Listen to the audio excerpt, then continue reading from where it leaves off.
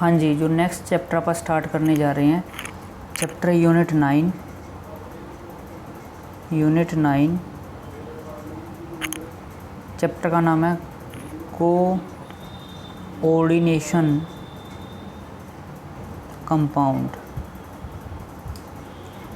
Coordination compound हैं क्या ये? जैसे आपने हीमोग्लोबिन सुना होगा, हीमोग्लोबिन, क्लोरोफिल,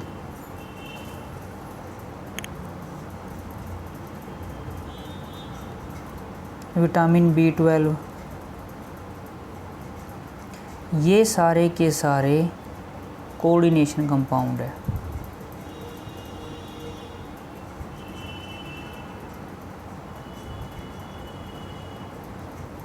सारे के सारे ये कोऑर्डिनेशन कंपाउंड है भाई।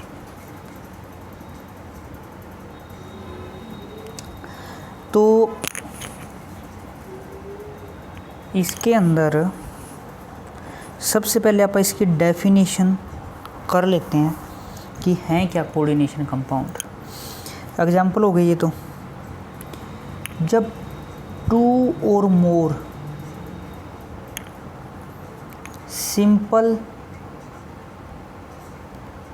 स्टेबल कंपाउंड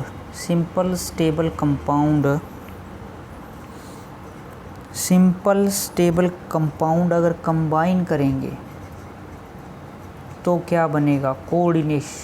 कोऑर्डिनेट कंपाउंड बनेगा। मीनिंग इसका, जैसे निकल क्लोराइड और अमोनिया, अगर ये आपस में कंबाइन करते हैं तो एक नया कंपाउंड बनता है इस तरह का। जो ये कंपाउंड बना है इसका नाम है कोऑर्डिनेशन कंपाउंड, यानी कि compound formed by combination of 2 और मोर सिंपल स्टेबल कंपाउंड। ठीक है, तो इसमें आप बात कर लेते हैं कि इनकी खास बात क्या क्या है कोऑर्डिनेशन कंपाउंड की। एक तो जब आप इनको डिसोसिएट करोगे, ये जब सिंपल कंपाउंड कंबाइन करके कोऑर्डिनेशन कंपाउंड बना लिया, तो अब इसकी खास बात क्या है? एक तो जब इसको आयन में डिसोसिएट करोगे, आपने पढ़ा हुआ है कि जब NaCl को आप डिसोसिएट करते हो तो Na पॉजिटिव और Cl नेगेटिव में डिसोसिएशन हो जाता है। तो जब ये कॉम्प्लेक्स कंपाउंड बनेंगे, इनका डिसोसिएशन इस तरह का होगा, यानी कि जो ये पूरी की पूरी ब्रैकेट है, ये पूरे का पूरा आयन है, यानी ये फर्स्ट ये कटायन है, कटायन का काम करेगा, और जो ये सेकंड है वो अनायन का काम करेगा। यानी कि ब्रैकेट का, यानी कि भी बोलने का सेंस ये है, अगर इसको आप आयनाइज करोगे तो ये इस फॉर्म में आयनाइज होगा। यानी कि मैं ये बोलना चाहता हूँ आपको कि जो ये ब्रैकेट है, ब्रैकेट डज नॉट आयनाइज,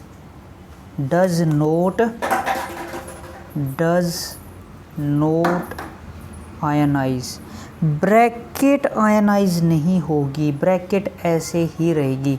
आप ये नहीं बोल सकते कि निकल अलग हो जाएगा, अमोनिया अलग हो जाएगा, ऐसा नहीं होगा। ये पूरी की पूरी ब्रैकेट इसी फॉर्म में रहेगी। ये इनकी एक प्रॉपर्टी है कोऑर्डिनेशन कंपाउंड की, कि इनमें ब्रैकेट अपनी आइडेंटिटी लूज़ नहीं करेगी। ठीक है, तो जो ये कंपाउंड है ये कोऑर्डिनेशन कंपाउंड है, जो इस ब्रैकेट के अंदर है, ये सारा कोऑर्डिनेशन कंपाउंड है। हाँ जी, ये 2 एग्जाम्पल हैं। ये तो लास्ट वाला ही है जो अपने किया अभी, निकल वाला, और ये दूसरा एग्जाम्पल है। इसको मोहर सोल्ट बोलते हैं, मोहर साल्ट। चलो दोनों को आयनाइज करते हैं, पानी में डिजोल्व कर देते हैं। दोनों ही कॉम्प्लेक्स कंपाउंड है। जब दोनों को वाटर में डिजोल्व करेंगे या आयनाइज करेंगे, इसका तो अपन ने सीख लिया, ये तो ऐसे डिसोसिएट होता है इस तरह से, 6 इस पे 2 पॉजिटिव हो रही है, ये तो ऐसे आयनाइज हो गया, यानी कि आगे डिसोसिएशन नहीं हुआ इसका, यही कोऑर्डिनेशन है। यहाँ क्या होगा इस केस में, Fe2 पॉजिटिव अलग, SO4 2 नेगेटिव अलग, NH4 पॉजिटिव अलग, SO4 2 नेगेटिव अलग, यानी कि हर एक ने कुछ भी अपनी आइडेंटिटी लूज़ कर दी। ठीक है। जैसे ही वाटर में डिज़ोल्व किया, ये जो मोर साल्ट था ना, ये मोर साल्ट नहीं रहा, इसके अंदर Fe2 पॉजिटिव आयन आ गए, अमोनियम आयन आ गए, सल्फेट आयन आ गए, यानी कि ये पानी में जाने के बाद मोर साल्ट नहीं रहा। इसने अपनी आइडेंटिटी, अपनी जो पहचान है वो खो दी। कब? जब आपने इसको आयनाइज किया। लेकिन इसने अपनी आइडेंटिटी लूज़ नहीं की। ये इस तरह का यहाँ है कंपाउंड ब्रैकेट के अंदर, और इस तरह का यहाँ है कंपाउंड। जो अपनी आइडेंटिटी लूज़ नहीं की, जिसने अपनी आइडेंटिटी लूज़ नहीं की, तो उसको तो बोलेंगे कोऑर्डिनेशन कंपाउंड।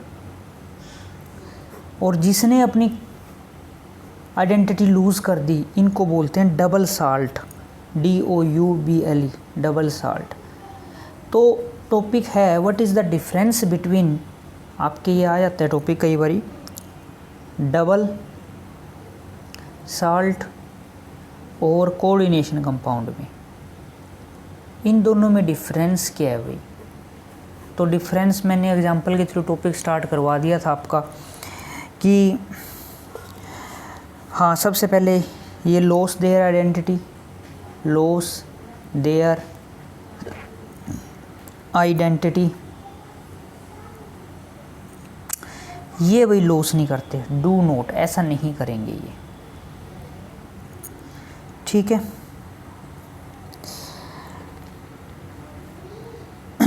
उसके बाद हाँ भाई, जो सेकंड डिफरेंस है ना, वो इस तरह का है। जब वाटर में अपन ने इनको डिज़ोल्व किया, ठीक है, जब वाटर में इनको डिज़ोल्व किया तो ये डिसोसिएट हो गए थे आयन में, और ये नहीं डिसोसिएट हुआ। ये ऐसे आयन में तो हुआ था, लेकिन ये कंपाउंड है जो ब्रैकेट वाला, ये फर्दर डिसोसिएट नहीं हुआ आगे। यानी कि इस पॉइंट को आप ऐसे बना सकते हैं कि ये लिक्विड में भी एग्जिस्ट करते हैं जैसे हैं, और सॉलिड स्टेट में भी, कि ये यहाँ पर भी ऐसा था और यहाँ पर भी ऐसा है लिक्विड स्टेट में जाने पर। लेकिन जैसा ये सॉलिड स्टेट में था वैसा ये लिक्विड स्टेट में नहीं है, यानी चेंज आ गया। ये क्या चेंज आ गया कि इनका डिसोसिएशन हो गया किस में, आयन में। जब ये किस स्टेट में गए, सॉलिड टू लिक्विड स्टेट में गए। यानी कि डबल साल्ट जब सॉलिड टू लिक्विड स्टेट में जाएगा तो उसका डिसोसिएशन हो जाएगा आयन में, जबकि ये सेम रहते हैं, लिक्विड हो चाहे भले ही सॉलिड स्टेट हो, इनका बिहेवियर सेम रहता है। अब कई बच्चों को कन्फ्यूजन हो सकता है कि सर ये आयन में डिसोसिएशन तो हो रहा है, मैं बात कर रहा हूँ ब्रैकेट की, ब्रैकेट वाला ही कोऑर्डिनेशन कंपाउंड है, ये आगे डिसोसिएट नहीं हो रहा, जबकि जो डबल साल्ट है वो सारे का सारा डिसोसिएट हो रहा है, ठीक है। एक पॉइंट ये था यहाँ पर। एक ये थ्योरी पढ़नी है अपने, वर्नर्स थ्योरी 1892 के अंदर आई थी ये, ठीक है। लेकिन उससे पहले इनका और थोड़ा सा मैं जान पहचान करवा देता हूँ सभी से आपकी। जो ये मेटल होगा इसको बोलेंगे central metal atom, central metal atom, हाँ जी, जो ये होगा यहाँ पर इसको क्या बोलेंगे, central metal atom. In short में पूरे चैप्टर में इसको CMA लिख सकता हूँ, ठीक है, लिखूँगा CMA ही नोट करवाऊँगा, ठीक है। ये कोऑर्डिनेशन कंपाउंड है ब्रैकेट वाला।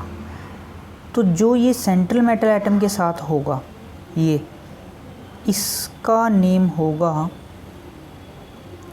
इसको बोलेंगे लिगेंड्स, ठीक है, जो इसके साथ होगा। और जो ये इसके पाँव में नंबर दिखाई दे रहा है आपको, इस नंबर का भी नेम है, इसको बोलते हैं कोऑर्डिनेशन नंबर। इसको भी आप शॉर्टकट में CN लिख दिया करेंगे, कोऑर्डिनेशन नंबर। जो ये बाहर है, अगर अवेलेबल है, जरूरी नहीं कि ये बाहर वाला मिले, ये तो फिक्स है कोऑर्डिनेशन कंपाउंड में, ये इतनी चीज़ें तो फिक्स हैं ब्रैकेट के अंदर वाली सारी। ये जो बाहर वाला है ना, इसको बोलते हैं काउंटर पे बैठा है ये बाहर, काउंटर आयन, इसको बोलते हैं काउंटर आयन। इसका इंट्रोडक्शन थोड़ा ज़रूरी हो गया था। अच्छा, अब इसमें देखो, एक तो ये कोऑर्डिनेशन नंबर है, ठीक है, ये सेंट्रल मेटल एटम हो गया, ओके, ये काउंटर आयन हो गया, एटम है तो उसके ऊपर चार्ज भी होगा, ओके। तो ये थोड़ा इंट्रोडक्शन था जर्नल। एक इस ब्रैकेट का नाम भी है, तो स्क्वायर ब्रैकेट बोल सकते हो, या इसको बोल सकते हैं कोऑर्डिनेशन एंटिटी। तो ये पूरे आप इनके जो मेंबर हैं 7 कोऑर्डिनेशन कंपाउंड, सभी से मैंने आपकी जान पहचान करवा दी भाई कि कौन क्या है, और ये नेम आपको थ्रू आउट द चैप्टर याद रखने हैं। तो आप अब इस थ्योरी के बारे में थोड़ा डिस्कस कर लेते हैं और फिर इसके ऊपर करेंगे क्वेश्चन, ठीक है। इसके पोस्टुलेट हैं वो अपन डिस्कस कर लेते हैं one by one, Werner theory के पोस्टुलेट। तो देखो फिर सबसे पहला जो पोस्टुलेट है,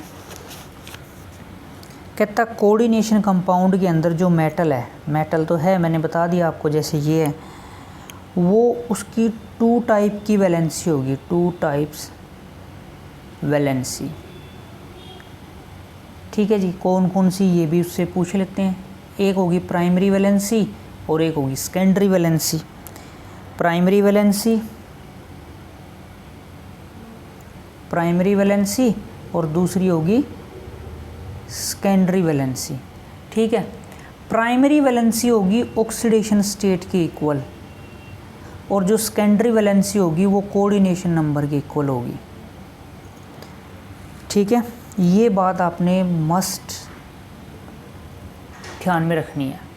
जैसे कोऑर्डिनेशन नंबर इसमें 6 है तो सेकेंडरी वैलेंसी 6 होगी।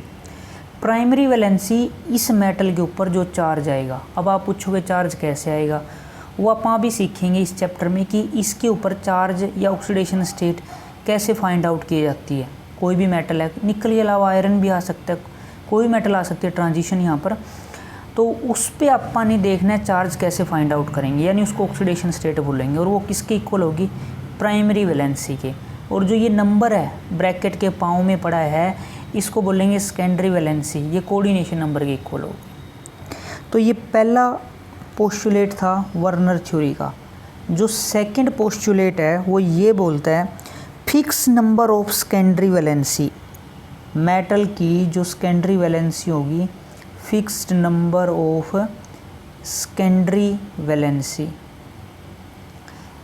यानी कि प्राइमरी चेंज हो सकती है फिर, और सेकेंडरी हमेशा क्या रहेगी, फिक्स रहेगी, यानी ये चेंज नहीं होएगी, और प्राइमरी हमेशा क्या हो जाएगी, चेंज हो सकती है, प्राइमरी चेंज होएगी, ठीक है। सेकेंडरी वैलेंसी फिक्स है तो कोऑर्डिनेशन नंबर भी फिक्स है, क्योंकि सेकेंडरी वैलेंसी किसके इक्वल है, कोऑर्डिनेशन नंबर। थर्ड पोस्टुलेट क्या कहता है अपने को इस थ्योरी का, जो मेटल एटम है वो दोनों को सेटिस्फाई करेगा, वो अपनी प्राइमरी वैलेंसी को भी सेटिस्फाई करेगा और वो अपनी सेकेंडरी वैलेंसी को भी सेटिस्फाई करेगा। आगे फिर ये बोलता है कि जो प्राइमरी वैलेंसी है वो सेटिस्फाई होगी सिर्फ नेगेटिव आयन से, यानी जिनके ऊपर नेगेटिव चार्ज होगा। लेकिन जो सेकेंडरी वैलेंसी हैं जो फिक्स हैं, सेकेंडरी वैलेंसी कहता नेगेटिव से भी सेटिस्फाई हो जाएंगी और न्यूट्रल से भी सेटिस्फाई हो जाएंगी। यानी कि वर्नर बोलता है थर्ड पॉइंट में, कहता वही कि जो सेकेंडरी वैलेंसी है वो नेगेटिव आयन भी सेटिस्फाई कर सकता है और न्यूट्रल मॉलिक्यूल भी सेटिस्फाई कर सकता है, लेकिन जो प्राइमरी वैलेंसी है वो सिर्फ और सिर्फ कौन सेटिस्फाई करेगा, नेगेटिव आयंस, ठीक है। ये नेगेटिव और न्यूट्रल दोनों। ये था इस थ्योरी का थर्ड पॉइंट, ठीक है। अब फोर्थ पॉइंट जो वर्नर थ्योरी ने अपनी को दिया वो कहता है कि फिक्स्ड पोजीशन होगी सेकेंडरी वैलेंसी की, सेकेंडरी वैलेंसी की फिक्स्ड पोजीशन होगी। अब ये फिक्स्ड पोजीशन का मीनिंग, यानी कि फिक्स्ड पोजीशन होगी तो फिक्स शेप होएगी। अब शेप कैसी कैसी होएंगी वो आप इस चैप्टर में आगे फर्दर पढ़ेंगे, जब आप इस चैप्टर के लास्ट में जाके आएगा इस पॉइंट का जो पूरा समझ आपको कि फिक्स्ड पोजीशन का मीनिंग क्या है। एक तरह से स्पेस के अंदर फिक्स पोजीशन है तो शेप बन जाएगी, और उस शेप को क्या बोलेंगे वो अपन आगे डिटेल में डिस्कस करेंगे, ठीक है जी। तो ये इसके हो गए 4 पॉइंट वर्नर थ्योरी के। तो वर्नर थ्योरी के ऊपर या फिर 1-2 एग्जाम्पल हैं, इनको मैं सोल्व करवा रहा हूँ। क्वेश्चन इस पे ऐसे पूछ सकता है, हाउ मैनी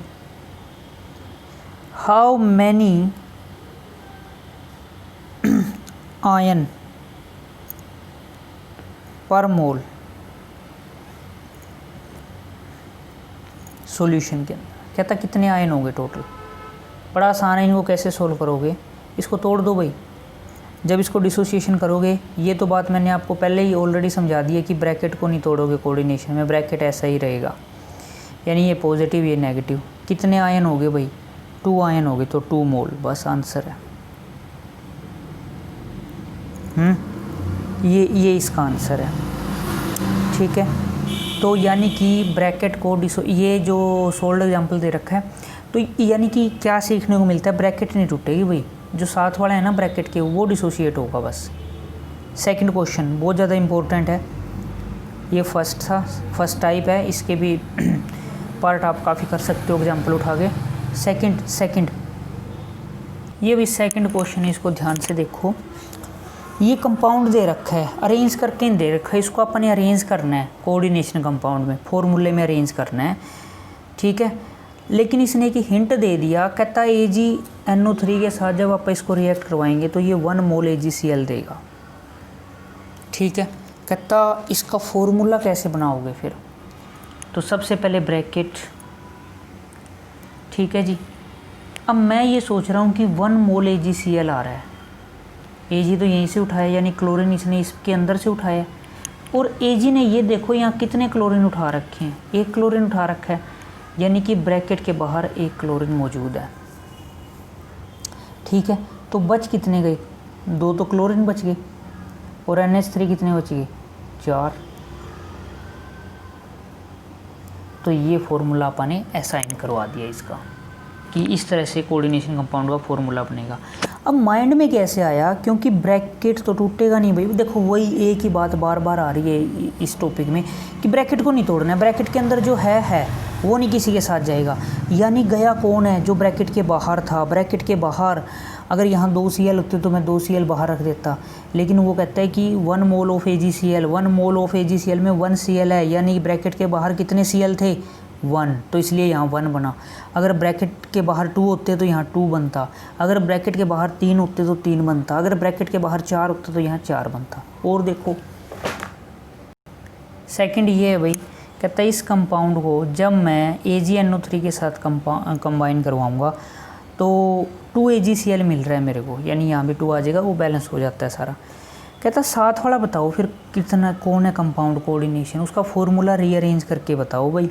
तो कोई मुश्किल नहीं है, सिर्फ आपने ये सोचना है Ag ने यहाँ से कितने Cl उठाए हैं, 1 के साथ 1 है, आगे कितना 2 है, तो 2 Cl उठा लिए, यानी कि ब्रैकेट तो टूटेगी नहीं, ब्रैकेट के अंदर तो Cl कितने यहाँ पर 2, तो दोनों Cl को ब्रैकेट के बाहर बिठा दो, अंदर जो बचा है उसको लिख दो अरेंज करके, 6 को पाँव में डाल दो। तो यहाँ पर जो कंपाउंड है वो ये।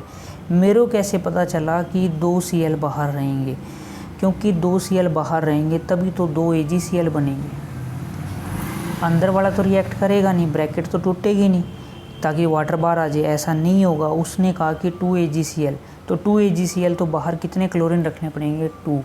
अगर 3 AgCl होता तो बाहर कितने क्लोरीन रखने पड़ते, 3, लेकिन 3 तो इसमें अवेलेबल ही नहीं है, फिर और कुछ फॉर्मूला होता, ठीक है।